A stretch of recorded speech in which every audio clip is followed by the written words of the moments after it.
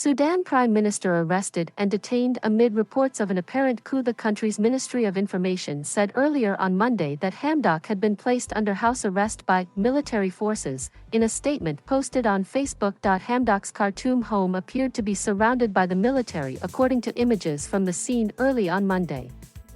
Multiple government ministers and officials have been arrested, the Information Ministry said, as well as witnesses to the arrest. Military forces also stormed Sudan's state broadcaster in the nearby city of Omdurman and detained workers, the ministry added. The ministry said Sudan's leader is under pressure to release a statement in support of the takeover, but had called on the people to take to the streets in protest. Sudanese Prime Minister Abdallah Hamdok, in a message from his house arrest, asks the Sudanese to adhere to peaceful and occupy the streets to defend their revolution, the ministry said in the Facebook post. On Monday morning local time, protesters were seen gathering in the streets of the capital to protest the arrests, lighting bonfires and setting up roadblocks. Bullets were fired at protesters demonstrating against the apparent coup outside Sudan's general command in the city, the Ministry of Information said in another statement on Facebook. The ministry said there were casualties, but did not clarify how many, or who was shooting at demonstrators. In multiple videos posted to social media, hundreds of demonstrators were seen walking towards army headquarters. Some videos showed protesters removing razor wire that had been placed across a road amid reports of street closures in several parts of the city. Internet monitoring site NetBlocks confirmed internet connectivity was severely disrupted in Sudan on Monday, manifesting in a telecommunications blackout for many.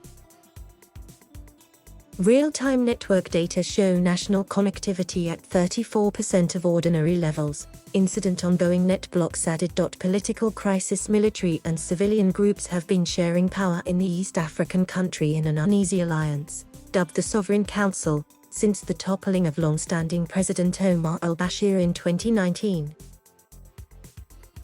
But following a failed coup attempt in September attributed to forces loyal to Bashir, military leaders have been demanding reforms to the Forces of Freedom and Change coalition and the replacement of the cabinet. Thousands of demonstrators gathered in front of the presidential palace in Khartoum on October 17, calling for the military to seize power.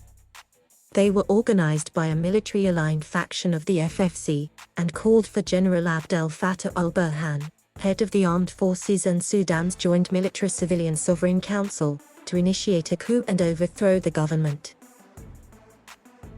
Days later, thousands of protesters took to the streets in a number of cities in support of civilian rule within the country's power-sharing government. Global leaders were watching the unfolding events in Sudan with concern on Monday.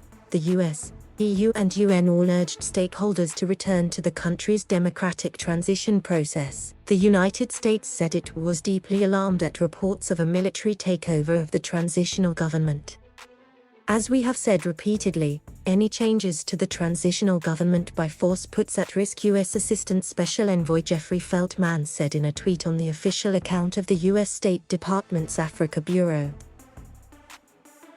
Feltman said the alleged military takeover is utterly unacceptable and would contravene the constitutional declaration and the democratic aspirations of the Sudanese people.